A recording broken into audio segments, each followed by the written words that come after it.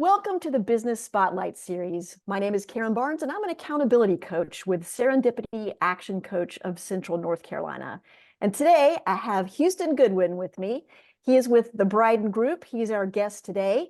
And we're going to be talking about his business, some of the challenges he's faced, his path to owning his own business, and sort of grab a peek into his everyday world about what it means to be on the hunt for small businesses and what it means to be on the lookout for purchasing and running one of those businesses. So just a little housekeeping first. If you're new to the channel, be sure you like, be sure you subscribe, and you share the link with all your friends that you think would find some value in this conversation. So Houston, thanks for being with us today. Absolutely. Thanks for having me on. I'm excited. Yeah, absolutely. So just first of all, tell us a little bit about yourself and about your business and sort of set the stage for us. Sure. So a little unique, probably, especially if you're interviewing most of the business owners. So my career was built primarily at Constellation Software. So Constellation is a large buy and hold company. So they buy thousands of software companies and hold them and never sell. And so I moved to North Carolina, started working at a Constellation run company, ended up taking that over as CEO. And that was a really fun experience. Got to cut my teeth and kind of run it like my own company, even though it wasn't. And found some success in that and ended up taking over a portfolio of companies within Constellation and did that for a majority of my career. So that's kind of where I grew up professionally, learning to run teams and integrate systems and deal with problems. And I always had the entrepreneurial flair. So wanted to get into owning my own business, worked with some startups and did some accelerators here in Winston-Salem. That was fun, but I quickly realized I'm not a 0 to 1 guy. I'm not really the 0 to 1. I really like to take something that's established with a good product market fit and implement a good team and see success grow in companies. So a couple of years ago, I discovered something called ETA, which is entrepreneurship through acquisition. And there's a lot of different ways to go about that, but a lot of struggles with that as well, because most of the times you don't have a lot of transactional experience, like what it takes to actually do real diligence on a company and spend the money and then also secure funds, et cetera. And so about 6 months ago, I came on board and partnered with the Brydon Group, which is a $100 million committed capital private equity fund. So they're an operator-led private equity group. So I came on as an operating partner. And so now I'm working with them and a business partner, Tim, who's here in Winston as well, who I've known for 15 years. And we also worked in Constellation together for a while. And Nice. right now we're in a phase of looking for a medium-sized software company to acquire and then subsequently step in operationally and operate it for a 5 to 7 year period.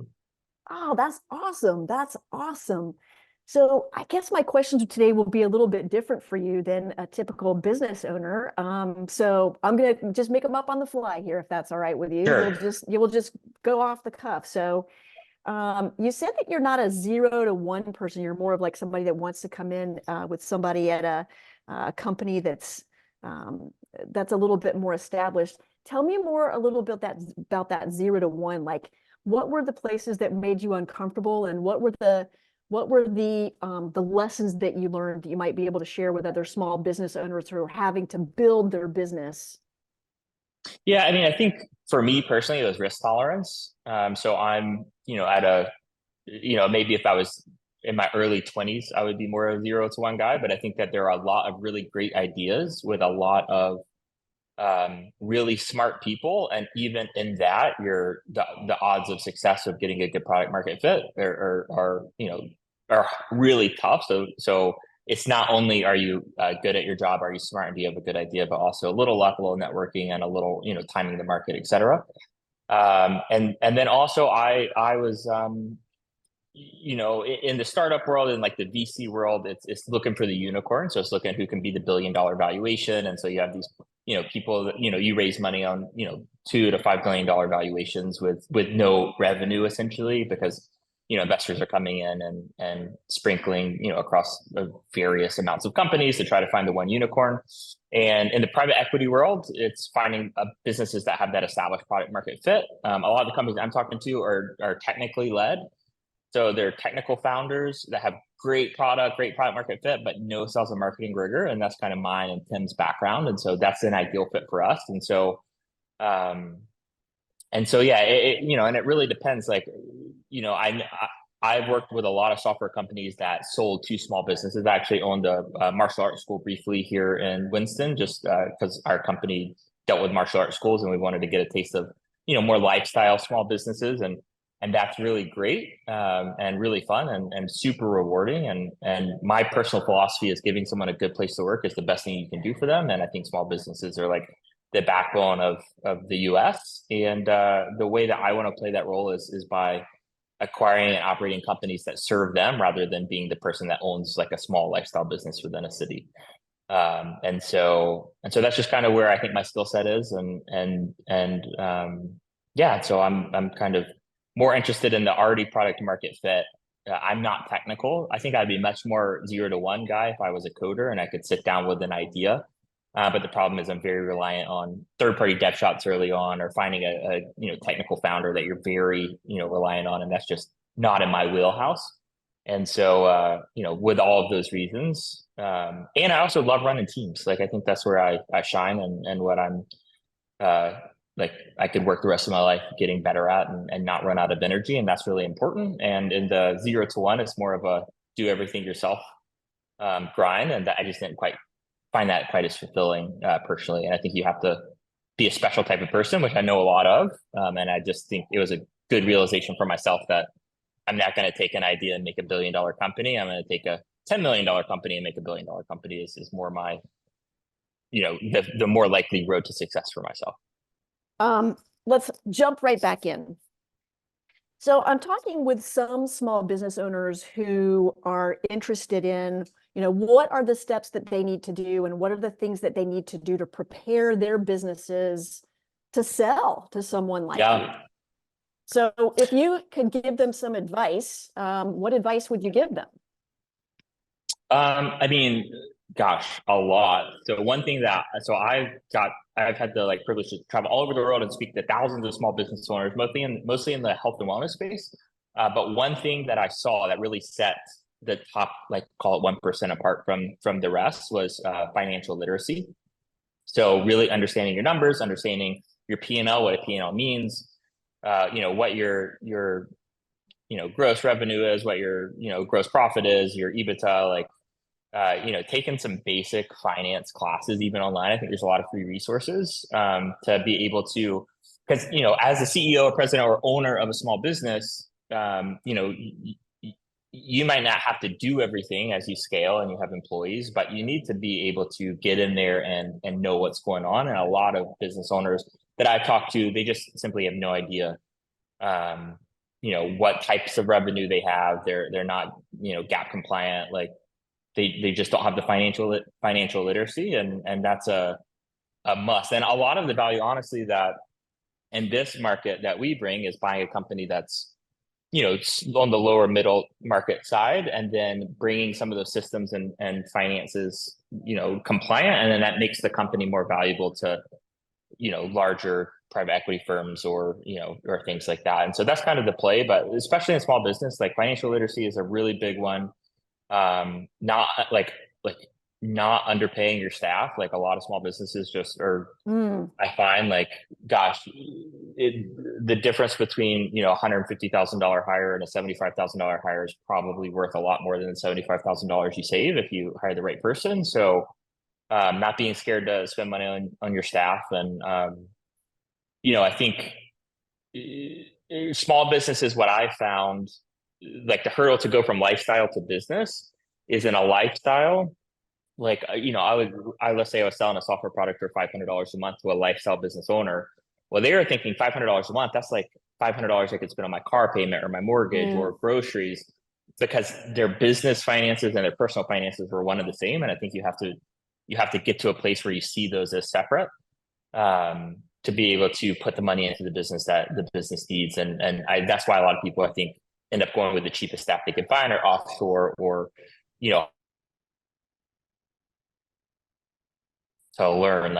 Gosh, when I moved to Winston, I had no idea what a P&L was, or when I did the first accelerator, learning projections, and it took some time, but anyone can learn it. It's not rocket science. It's really basic math. Get in Excel. And then the last thing, I know that you run Action Coach, but I'll say, I've had a business coach my whole professional life, and I don't think that I would ever not have one, because I think it's good to be able to have that time to.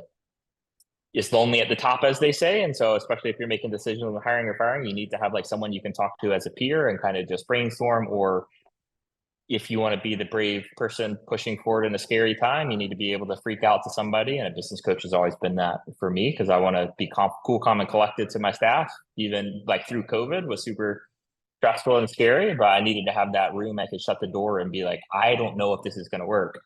And Yeah. a coach was always the person that I found to do that. That is awesome.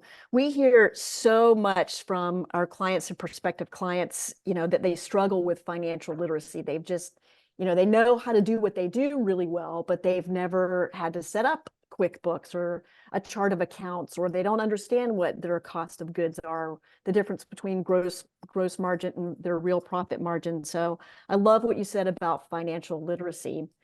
You talked a little bit before about bringing systems into place, and that's something that we talk about a lot too, because you and I know that putting systems in place is the only way you can really grow and scale a business. So talk to me a little bit about where you find value in systems and how you see people struggling with the systems in the businesses you're looking at.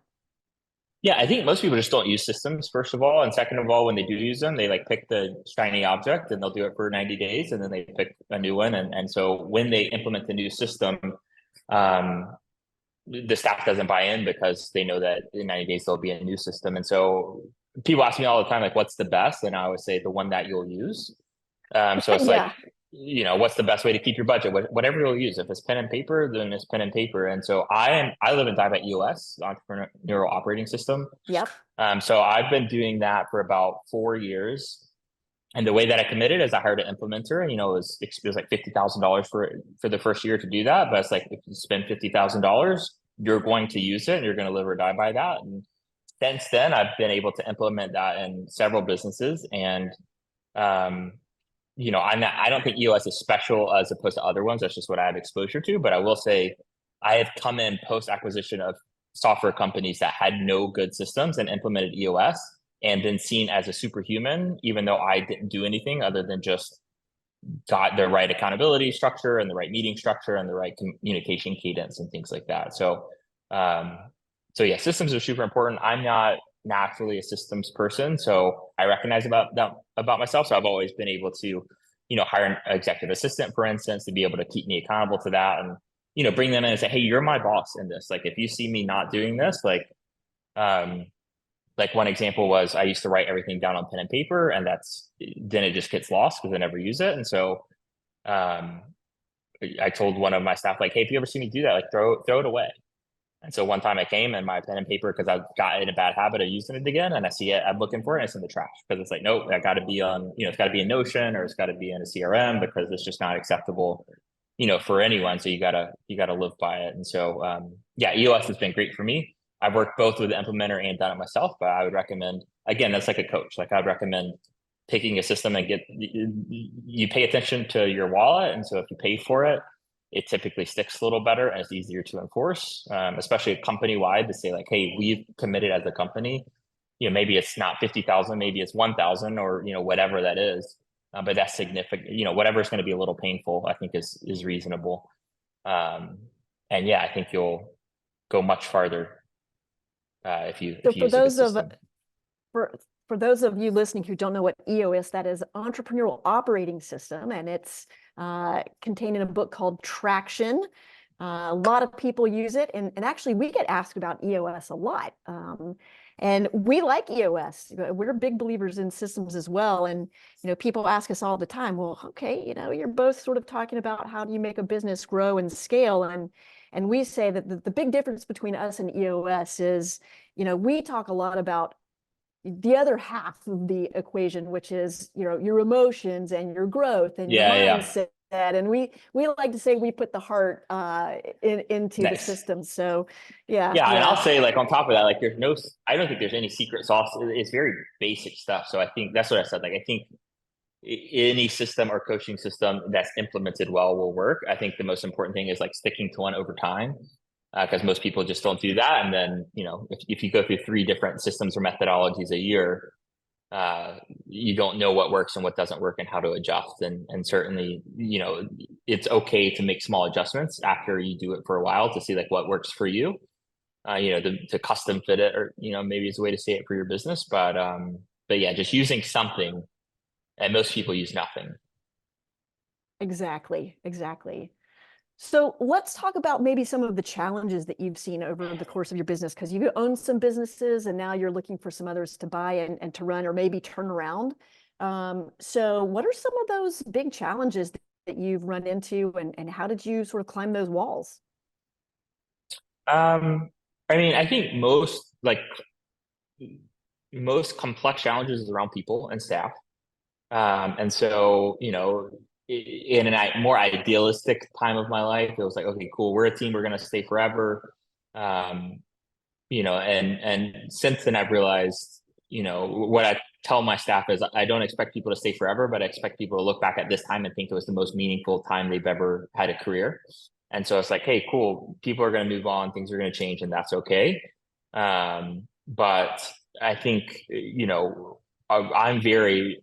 I err on the side of no management. So like micromanaging is not in my skill set, and micromanagement is not something that I naturally do or like to do. And I think where I've come up with things is, I want everyone to be treated great, but also treated like adults. So it's like, if you say you're going to do something, unless I hear from you, it's done, is what I'm assuming. And so a lot of my challenges early on, and I'm still working on, is giving people too much slack, and they don't have the ownership that I have. And so I think there's people on the other end where they micromanage too much and they're not giving people any slack, and that's also not good. And so one thing that I've come to, like, I would say 2 challenges. One would be understanding that no one has as much ownership as you do for your company. And Mm, so to them, it's a job, and that's okay. For some people it's a career, but if they get offered 20 grand a year for somewhere else, like if you're underpaying, like they'll go, and that is something that happens sometimes.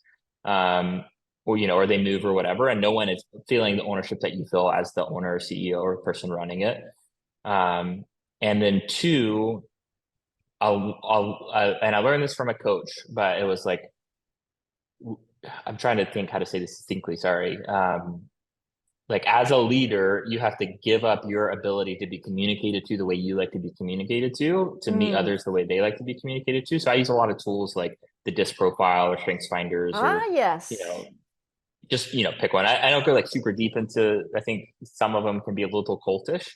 But I do like those tools. And one thing that I realize is I have a very particular way that I like to communicate and be communicated to. And that wasn't helpful for my team, because most people don't communicate like to be communicated that way. So really saying somebody's got to give, and so that somebody should be me, if I'm at Mm, the top. yep. And so I also like so for as a quick example, like one thing I do is I ideate. So I'm a big ideator and I love whiteboard. That's why I'm a big in person. I don't do virtual work.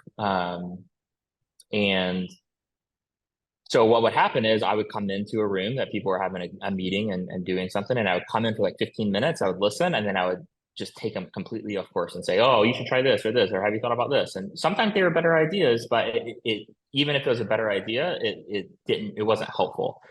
And so then it was like I was talking to my leadership team, and they're like, "Hey, this isn't helpful all the time." And so I was like, "Well, the solution can't be I don't bring any ideas, because that's like a lot of my job. So what do we do?" And so we nicknamed it Houston Hurricane. And we had, and so everyone had the ability to call it out. If I walked into a meeting, they'd call it by category, like, "Hey, this is a cat 1, like not that big deal," or, "Hey, this is a cat 4, like you're really derailing." And then we would have weekly meetings where anyone could come, and it was my time to take all the information I had, and then that was my appropriate time to be like a category 5 hurricane, right? Is to throw all my stuff up and not derail anyone, and just kind of brainstorming. And so that was, the person that moved on that was me, and that's hard, because you want everyone to just bend to the way that you like to communicate and the way that you like to do things, but that's just not been proved effective for me. If someone's figured that out, maybe I'll hire them next as a coach. But But yeah, giving up the way you like to be communicated to and meeting people where they are, I think is a big one. And it's super challenging. And most complicated stuff in a business is always going to be people related or customer related. That's why the people that get paid the most in the business are the people that solve people issues. So if you have a director, a VP, or president, like sometimes people are like, what does my boss do all day? It's like, okay, cool. When you're running a company, you realize the most valuable money to spend is on figuring out people issues, whether it's through coaching and soft skills or personality tests or, leading. And the other stuff is easy. Like if you have a good team and you put them in the right seats, they'll do the rest. And so I'm always very internally focused so that my team can be customer focused. So I did a lot less with customers than I did with teams in my roles as running companies. Nice. Well, let's move into our rapid fire questions. All right. So I'm going to ask you some short questions. You're going to give me some short answers. We're going to just go boom, boom, boom. You ready? I'm ready. All right. What is the key to success for you, Houston Goodwin? Key to success? Yes. I should have read these rapid fire questions. I would say uh, obsession. Like if you want to be the number one person, there's a lot of people that work really hard. There's a lot of people with a lot of passion. So like I'm obsessed with my job. Like it's what I think about when I wake up. It's what I think about when I'm going to sleep. I'm obsessed with what I do. What is your number one piece of advice for other business owners? Keep going.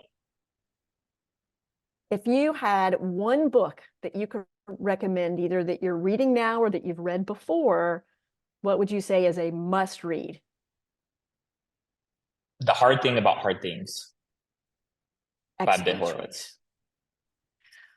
This is my last rapid fire question. It's my favorite. So if you had magic pixie dust and you could sprinkle it over any area of your current business and poof, it would be automatically fixed, where would you sprinkle your magic pixie dust? Uh, well, my business is very simple right now, but I hate administrative tasks. So like doing receipts, it's a pain in the butt. Amen. Hallelujah all day long.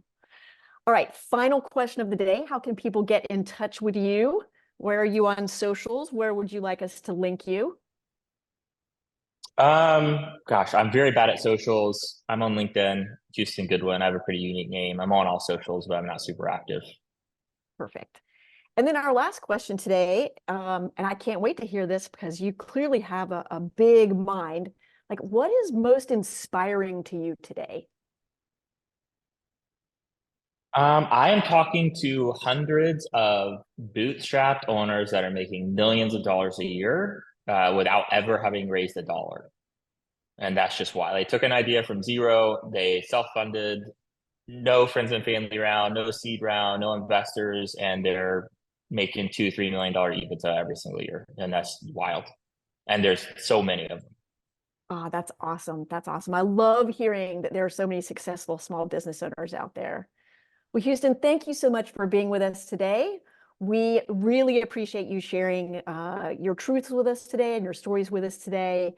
And we wish you all the best in your future endeavors. All right, we'll see you Cool. guys next Thanks. time.